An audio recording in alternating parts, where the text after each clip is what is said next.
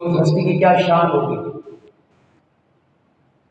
तो ये एक अलहदा से बड़ा तफसीली मौजू है कि जिसमें मौला कायनात शेर खुदा रज़ियल्लाहु ताला अन्हु कभी हज़रत सिद्दीक़ की तारीफ़ करते हैं, कभी उमर पाक की करते हैं, कभी हज़रत उस्मान की करते हैं। और ये तीनों खुलफा मौला कायनात शेर खुदा की तारीफ़ करते हैं। इससे पता चलता है कि इनकी आपस में कितनी गहरी मोहब्बत थी, कितनी मवद्दत थी इन खुलफा की। और कुरान भी इसी बात को बयान करता है। वो मुहम्मदुर रसूलुल्लाह, अब ये जो मुहम्मदुर रसूलुल्लाह है, ये मुहम्मद अल्लाह के रसूल है। वल्लज़ीना माअहू अशिद्दाउ अलल कुफ़ार, ये काफिर, इनकी जो साथी हैं, इनके जो दोस्त हैं, ये काफिरों पे बहुत सख्त है। रुहमाउ बैनहुम, लेकिन आपस में नर्म है। यानी कुरान ने गारंटी दे दी और कुरान ने एक सनद दे दी, एक सर्टिफिकेट दे दिया कि अल्लाह के महबूब के जो साथी हैं, आपके जो असहाब हैं, ये काफिरों पे तो सख्त हैं लेकिन आपस में सख्त नहीं है, बल्कि आपस में नर्म हैं, मोहब्बत करते हैं, एक दूसरे से शफकत से पेश आते हैं, मवद्दत से पेश आते हैं, उल्फत से पेश आते हैं। इनका ताल्लुक है आपस में और बड़ा गहरा ताल्लुक है। और ताल्लुक हर लिहाज से है। रिश्तेदारी के लिहाज से देखें तो इन असहाब की आपस में गहरी रिश्तेदारियां हैं, बल्कि आइम्मा अहले बैत तक ये सिलसिला जारी रहा कि ये आपस में एक दूसरे को रिश्ते देते रहे, आपस में मोहब्बत का रिश्ता था इनका और वो कायम रहा, बहुत बाद तक ये सिलसिला चलता रहा। लेकिन आपको मालूम है, एक तबका वो है कि जिन्होंने तारीख को माज़अल्लाह कुरान से भी ऊपर समझा हुआ है। हालांकि तारीख की भी मुस्तनद किताबों से, अपनी और उनकी दोनों से हम दिखा सकते हैं कि असहाब और अहले बैत अतहार आपस में कितनी मोहब्बत करते थे, इनके आपस में कितने रिश्ते थे और इनका ताल्लुक कितना गहरा था। इनमें कोई अदावत नहीं थी, इनमें कोई जंग नहीं थी, इनमें कोई हसद और बुग़्ज़ नहीं था। ये अपनी और उनकी दोनों की किताबों से मुस्तनद से दिखाया जा सकता है। और मेरे पास वो अल्हम्दुलिल्लाह सारी किताबें मौजूद हैं। लेकिन आज का हमारा मौजू ये है कि हज़रत उमर पाक और हज़रत उस्मान पाक, इनकी शान मौला मुश्किल कुशा की ज़ुबान से। आप अंदाज़ा लगाइए कि हज़रत उमर बिन ख़त्ताब रज़ियल्लाहु ताला अन्हु, इस उम्मत में इनका मकाम दूसरे नंबर पे है। पहले नंबर पे हज़रत सैयदना सिद्दीक़ अकबर का है। इन दोनों को शेखैन कहा जाता है और शेखैन का लफ़्ज़ दो मरतबा इस्तेमाल होता है। एक जब शेखैन कहा जाए तो उससे मुराद हज़रत सिद्दीक़, हज़रत उमर पाक। एक जब शेखैन कहा जाए तो इससे इमाम बुखारी और इमाम मुस्लिम है। तो ये भी थोड़ा सा इम्तियाज़ रहे कि शेखैन से क्या मुराद है। असहाब में जब शेखैन कहा जाएगा उससे मुराद हज़रत सिद्दीक़ और हज़रत उमर पाक होंगे, और मुहद्दिसीन में जब शेखैन कहा जाएगा तो उससे मुराद इमाम बुखारी और इमाम मुस्लिम होंगे। यानी असहाब का इस बात पर इजमा है बशमूल अहले बैत अतहार कि इस उम्मत में महबूब के बाद जो सबसे अफजल दो हस्तियां हैं वो सिद्दीक़ और उमर रज़ियल्लाहु ताला अन्हुमा है, दोनों। लेकिन उनमें से हमने चूंकि एक की बात करनी है हज़रत उमर पाक की, और बात भी करनी है मौला मुश्किल कुशा की ज़ुबान से, और इसको बयान करने की बड़ी वजह है, कोई लॉजिक इसमें है। और लॉजिक जो है कि जो आज मौला कायनात से मोहब्बत का दावा करते हैं, तो मोहब्बत कामिल तब होती है कि आप किसी हस्ती से प्यार भी करें और उसकी बात को भी तस्लीम करें। ये नहीं कि आप नारा तो लगाए मुझे बड़ा प्यार है लेकिन बात मैंने आपकी एक भी नहीं मानी। अगर कोई बेटा कहे कि मुझे अपने अब्बा जान से बड़ी मोहब्बत है लेकिन बात मैंने आपकी एक भी नहीं मानी, तो सारे रिश्तेदार कहेंगे कि तुम खाक मोहब्बत करते हो वाले से जब बात एक भी नहीं मानते हो। अगर मोहब्बत है तो बात भी मानो वालिद की। अगर अहले बैत अतहार से मोहब्बत है तो उनकी बात भी मानो ना। अगर तुम्हें असहाब से प्यार है तो उनकी बात भी मानो। ये बात हमें ज़हन नशीं रखनी चाहिए कि जो असहाब से प्यार करते हैं उन्हें असहाब की बात को मानना चाहिए, और जो अहले बैत अतहार से प्यार करते हैं उन्हें अहले बैत अतहार की बात को मानना चाहिए। और मैं यानी तहदीस नेमत के तौर पर अर्ज कर रहा हूँ कि अल्लाह के फजल व करम से अगर हम सिर्फ अहले बैत अतहार यानी मौला मुश्किल कुशाद से लेके इमाम हसन अस्करी तक रज़ी अल्लाह ताला अन्हुम, इन तमाम से एक एक इमाम से यानी आइम्मा अहले बैत में से एक एक इमाम से अगर हम तीनों खुलफा की शान बयान करना शुरू करें, तीनों खुलफा सिद्दीक, उमर पाक, उस्मान पाक, तो मौला कैनात से लेके अहले बैत अतहार के आखिरी इमाम तक, और मज़े की बात है उनकी किताबों से, ये बहुत बड़ी बात है। शान उमर की हो, शान उस्मान की हो, और हो अहले बैत की इमाम की जुबान से और उनकी किताब से हो, तो कितना मजा आता है। तो ये कई जुम्मे तक ये बात चली जाएगी क्योंकि इतना वसी सिलसिला है। और खाली अगर मैं आपके सामने इनकी रिश्तेदारियां बयान करना शुरू कर दूं ना, इनकी रिश्तेदारियां जो इमाम बाक़िर तक, इमाम जाफर सादिक तक, इमाम ज़ैनुल आबिदीन तक, इन तमाम की जो हुजूर की असहाब, फिर उनके औलाद, फिर उनके पोते, फिर उनके नवासे, फिर उनके पड़पोते, इनका जो एक रिश्तेदारियों का सिलसिला है वो इतना मजबूत जुड़ा हुआ है कि जैसे तस्बीह में दाने जुड़े होते हैं। मुश्किल बात में भी सुभान अल्लाह कही जा सकती है। मोहब्बत से जरा बोले सुभान अल्लाह। ये बड़ी अहम बात मैंने की, अगर आपने तवज्जो की हो तो। सिर्फ ये नहीं था कि मौला पाक थे और उमर पाक उस वक्त तो रिश्तेदारियां थीं, जैसे मौला पाक की खुद एक बेटी हजरत उमर पाक के निकाह में है, और ये उनकी 37 किताबों से मैं साबित कर सकता हूं। 37 उनकी मुस्तनद तरीन किताबें उन हजरात की कि मौला पाक से उमर पाक ने रिश्ता मांगा बेटी का, उम्मे कुलसूम का, और वजह सिर्फ ये थी कि मेरा रिश्ता जो है वो अहले बैत अतहार से जुड़ जाए, मेरी जो निस्बत है वो अहले बैत अतहार से हो जाए। इस बात पर हजरत उमर पाक ने रिश्ता मांगा। और जैसे हमारी कुरान के बाद बुखारी है, इनकी कुरान के बाद नाजुल बलागा है, या जो है वो उसूल काफ़ी है। उसूल काफ़ी में 5 मकामात पर ये मौजूद है कि उमर पाक के निकाह में अली पाक की बेटी उनके निकाह में आई, और उमर पाक की फरमाइश और ख्वाहिश पर आई। और क्या ख्वाहिश थी, उसकी वजह सिर्फ ये थी कि मेरा रिश्ता अहले बैत अतहार से जुड़ जाए, निस्बत कायम हो जाए अहले बैत अतहार से। ये हमारा चूंकि मौजू नहीं है तो बात कहीं और चली जाएगी।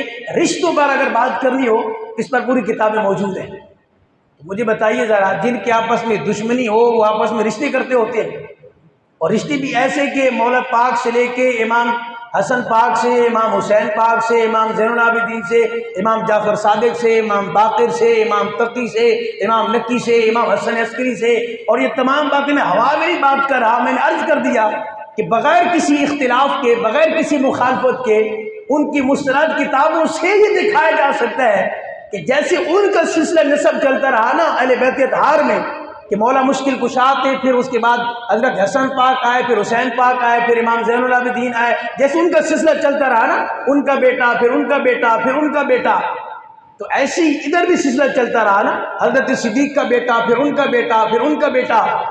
तो ये आपस में हजरत सिद्दीक को अली से लेके नीचे तक इनके आपस में रिश्ते होते रहे। हर नस्ल में आप कह लें, हर पीढ़ी में आप कह लें कि इनका रिश्ता आपस में होता रहा। तो दुश्मनों से तो कोई भी रिश्ते नहीं करता, चलो एक मरतबा कर ले तो अगली दफा नहीं करेगा, अब लड़ाई हो गई है। लेकिन अगर हर 10 साल के बाद कोई रिश्ता हो रहा है और हर बेटे पोते पड़पोते नवासे में हो रहा है, तो इस बात को साबित करने के लिए काफी नहीं, अक्लमंद के लिए दानारा इशारा काफी। अक्लमंद के लिए तो इशारा बड़ा काफी है। ये तो इतनी बड़ी बात है, ये तो दफ्तर किताबों के भरे पड़े हैं। और एक और बात, ये भी उनकी किताबों से मैं अर्ज कर रहा हूं कि मौला कायनात ने अपने बेटों के नाम रखे हैं जो करबला में शहीद हुए, जिनका तज़किरा भी नहीं होता, और उनके नाम पता है क्या है? 3 बेटे मौला कायनात थे, किताब उनकी उसके अंदर मौजूद है कि एक बेटे का नाम मौला कायनात ने अबू बकर रखा, एक का उस्मान रखा, एक का उमर रखा। 3 बेटे मौला कायनात शेर खुदा के, एक का नाम अबू बकर, एक का नाम उमर, एक का नाम उस्मान। और ये अबू बकर उस्मान मौला कायनात के बेटों के अलावा भी, यानी अगर नीचे पड़पोतों में आ जाए तो वहां भी यही नाम मिलता है, अबू बकर, उमर, उस्मान। तो किसी ने पूछ लिया कि यार आपने ये तीनों नाम रख लिए और बड़ी तरतीब से रखे हैं मौला कायनात से, हवाला उनका मैं अर्ज करूँ, फिर अर्ज करूँ का इसलिए कि नाम इसलिए रखा जाता है बेटों का दोस्तों के नाम पे कि जब बेटों को बुलाएंगे तो दोस्त याद आएगा इंशाअल्लाह। जब मैं अबू बकर कहूंगा तो अबू बकर सिद्दीक उनकी याद ताज़ा करने के लिए, जब उमर बेटे को कहूंगा उमर तो हजरत सैयदना उमर बिन खत्ताब उनकी याद ताज़ा होगी, और जब मैं उस्मान कहूंगा तो फिर सैयदना उस्मान गनी ज़ुल्नुरैन आपकी याद ताज़ा होगी। तो मुझे बताइए, जो आपस में रिश्ते करते हो, जो आपस में एक दूसरे के नामों पे नाम रखते हो, जिनका सिलसिला इतना मजबूत हो, तो क्या वो आपस में माज़अल्लाह हसद और बुग़्ज़ रखते होंगे? तो खुदा के लिए इस वक्त हमारे मुल्क के पाकिस्तान में बहुत ज़रूरत है कि इत्तिहाद की बात की जाए। हमें और बड़े चैलेंजेस हैं जिसको आप बेहतर जानते हैं। इस वक्त हमारे मुल्क पे इस तरह के मामलात हैं, जो चैलेंजेस हैं, जो मसाइल दरपेश हैं, जो परेशानियों के, जो मईशत की तबाही के, महंगाई के, और इसी तरह जो है वो इलाकाई तौर पे जो हम बट चुके हैं और तकसीम हो चुके हैं। तो अब मजीद अगर फिरका वारियत में आप चले गए तो फिर और ज़्यादा इस मुल्क का नुकसान होगा। तो बग़ैर इख्तिलाफ से मोहब्बत के साथ आप ज़रा खुद पढ़ें किताबों को, आप दंग रह जाएंगे कि इनके आपस में मोहब्बत क्या थी। और बड़ी प्यारी बात मैं आपको सुनाने लगा हूँ, और बड़ी ईमान अफरोज बात है, और बड़ी मज़े की बात है, और बड़ी लुत्फ़ की बात है जो मैं अब आपको सुनाने लगा हूँ। इनके आपस में क्या प्यार था। तवज्जो, उमर पाक का ज़माना है, मेरे आका को विसाल फरमाया, कुछ अरसा गुजर गया। लाज़िम बात है, हुजूर के बाद 2.5 साल का ज़माना हज़रत सिद्दीक़ का है, 10-12 साल का ज़माना उमर पाक का है। उमर पाक का ज़माना है तो मौला कायनात फरमाते, मैं रात को सोया ना, आंख लगी, करम हुआ, हुजूर मेरे ख्वाब में तशरीफ़ ले आए। जिनको ये ख्वाहिश है कि हुजूर कभी ख्वाब में तशरीफ़ लाएं, वो ज़रा मोहब्बत से कह दे सुभान अल्लाह। कहते हैं मैं हैरान हुआ कि जी फजर की नमाज का वक्त है, ख्वाब में फजर की नमाज का वक्त है, हुजूर मुसल्ला पे तशरीफ़ लाए, आपने नमाज पढ़ाई, आप नमाज पढ़ा के ना तो दीवार के साथ टेक लगा के आप बैठ गए, मामला ख्वाब का है। टेक लगा के बैठ गए तो एक औरत मस्जिद के दरवाजे से दाखिल हुई, उसके हाथ में ना ताज़ा खजूरों का एक थाल, एक टोकरा था खजूरों का। उसने आके हुजूर की बारगाह में पेश किया। मेरे आका ने वो थाल ले लिया, मेरे आका सबको खजूर देते गए। जब मेरी बारी आई, मौला कायनात फरमाते हैं, तो हुजूर ने 2 खजूरें बाकियों को दी थी, लेकिन मुझे अपने हाथों से तोड़ के ना मेरे मुंह के अंदर आपने खजूर रखी। बाकियों को दी, मुझे तोड़ के उसकी गुठली निकाल के ना अपने मुबारक हाथों से मेरे मुंह में रखी। कहते मेरे तलब थी कि हुजूर एक खजूर और अता फरमा दें, लेकिन आपने मुझे 2 ही अता फरमाई। इतनी देर हुई तो मेरी आंख खुल गई, फजर का वक्त था, ख्वाब का मामला है। लेकिन कहते मैं जब जागा, खजूरें ख्वाब में खाई थी, उसकी जो लज्जत है मेरे हलक के अंदर भी महसूस हो रही थी। कहते मैं बड़ा हैरान हुआ कि मामला तो ख्वाब का था, और उठने के बाद ऐसा होता नहीं है। आप ख्वाब में देखें आपको कोई 1 करोड़ रुपए दे दे, आप ख्वाब में उछल कूद कर रहे होंगे, उठेंगे तो सब खत्म हो जाएगा। वो हंसी सारी ख्वाब में तब्दील हो जाएगी कि ख्वाब में जो मिलता है हकीकत में होता नहीं है। लेकिन यहाँ मामला और है, वो और मामला है कि ख्वाब में कोई आपको दे तो कुछ भी नहीं होता, लेकिन आमना के लाल अल्लाह ने आपको ऐसा बनाया है कि आप ख्वाब में भी किसी को अता करें, हकीकत में अता कर जाते हैं आप। अल्लाह अकबर। कहते हैं खैर मैं वुजू किया, मैंने मस्जिद की तरफ चल पड़ा कि जाके फजर की नमाज पढ़ूं। हैरानगी की बात यह है, बाज़ उलमा ने लिखा है कि जो सूरत ख्वाब में देखा था ना मौला कायनात ने हुजूर की पीछे कि मेरे आका नमाज पढ़ा रहे हैं, जो सूरतें ख्वाब में हुजूर ने तिलावत फरमाई थी नमाज के अंदर, कहते जब मस्जिद में गया तो उमर पाक नमाज पढ़ा रहे हैं और वही सूरतें नमाज के अंदर तिलावत फरमा रहे हैं। बड़ा हैरान हुआ। नमाज पढ़ी गई, नमाज के बाद सलाम के बाद उमर पाक सलाम फेर के मुंह मुक्तदियों की तरफ आपने किया, और अब वैसे ही बैठ गए बिल्कुल उसी तरह जिस तरह ख्वाब में अल्लाह के महबूब बैठे थे, कमर साथ लगा के दीवार के साथ, जिस तरह हुजूर बैठे थे ख्वाब में, सेम उमर पाक उसी तरह बैठ गए। कहते मैंने कहा ये तो जैसे हमारे यहाँ होता ना कि कोई रिवाइज ही हो रही चीज, सेम उसी तरह। कहते हैं अभी मैं उमर पाक के करीब होने ही लगा था, जैसे मैं ख्वाब में हुजूर के करीब हुआ और आपने खजूरें मेरे मुंह में रखी, मैंने देखा कि मस्जिद के दरवाजे से एक औरत आती है और सेम उस औरत के हाथ में खजूरों का थाल है, जिस तरह ख्वाब में मैंने देखा था। वो औरत आई तो ख्वाब में उसने हुजूर को पकड़ाया था थाल, अब जब हकीकत में देखा तो वो उमर पाक को वो थाल खजूरों का पकड़ाती है। उमर पाक खजूरें लेते हैं, सबको देते जाते हैं। मुझे कहते हैं कि अली को कहते हैं अली आप करीब आ जाए, जैसे मेरे आका ने फरमाया था। कहते मैं करीब हो गया, सेम वही मामला कि बाकियों को हुजूर ने खजूरें दी, अली के मुंह में खजूरें अपने हाथ से रखी। फरमाते मैंने देखा वो ख्वाब ही रिवाइज हो रहा है। कहते हैं उमर पाक ने खजूर को खोला, उसकी गुठली निकाली और 2 खजूरें मेरे मुंह के अंदर रखी।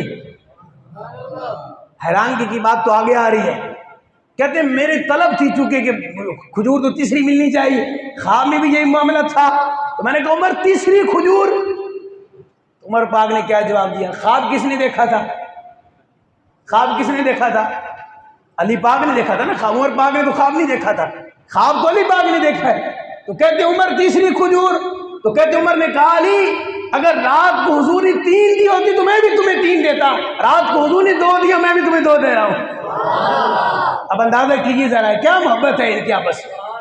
और हम तारीख का सहारा लेके पता नहीं क्या क्या क्या क्या बातें नहीं करते हमारे लोग। जहालत इतनी आम हो चुकी है, अल्लाह ताला हिदायत अता फरमाए। कुरान साइड पर, हदीस साइड पर, और तारीख की वो भी मोतबर किताबें नहीं, तारीख की जो अजीब व गरीब किताबें हैं उनमें से बगैर बेसनद जो कौल है, जो बगैर सनद की है, जिसकी कोई सनद नहीं है, उसको पेश करके बताया जाता है कि असहाब और अहले बैत अतहार माज़ल आपस में दुश्मन थे, इनका अजीब व गरीब मामला था। आपको पता है उस्मान पाक को जब शहीद किया गया, बलवाइयों ने शहीद किया, तो उस्मान पाक के मेन फ्रंट का जो मेन दरवाजा है उस पर पहरा कौन दे रहा था? अपनी किताबें देखें, उनकी किताबें देखें, उस वक्त जो मेन दरवाजा था उस पर जो पहरा दे रहा था वो कोई और नहीं था, एक हसन था, दूसरा हुसैन था। तो ये दुश्मनी आपस में, जिसके दरवाजे पर पहरा दे रहे हैं अली के 2 बेटे, अली के 2 शहजादे हसनैन करीमैन, तो उनके आपस में दुश्मनी होगी। और ये तो तारीख के अंदर मौजूद है, मैं आगे रिवायत पढ़ना नहीं चाह रहा, मुतबर किताबों के अंदर। जब शहीद किया गया तो मौला कायनात ने कितना गुस्सा किया अपने बेटों पर कि तुम कहाँ थे, हज़रत उस्मान को शहीद कर दिया गया। तो उन्होंने बताया कि हम तो दरवाजे के लाजिम बात है फ्रंट पे बाहर खड़े थे और बलवाइयों ने हमला पीछे से किया, दीवार को फलांग के। अब जैसे मिसाल के तौर पे वहां सामने दरवाजा हो, घर पीछे हो, तो पीछे से कोई फलांग के आएगा तो अगले को तो नहीं पता चलेगा कि क्या हुआ। तो यानी इनकी आपस में ये मोहब्बत है, इनकी मोहब्बत का ये अंदाज है आपस में, और हमने पता नहीं क्या बनाया हुआ है। ये बात ज़हन नशीन फरमाएं, अगले जितने जुम्मे आएंगे उसमें हम ये बात करेंगे, चूंकि ये मौजूद चलेगा हमारा इंशाअल्लाह। असहाब और अहले बैत अतहार आपस में इनकी कुरान के मुताबिक रुहमा बैनहुम, आपस में इनकी शदीद मोहब्बत थी। अगर कहीं ये सख्त थे तो अशिद्दाउ अलल कुफार, ये काफरों पे सख्त थे, आपस में इंतहाई नर्म थे।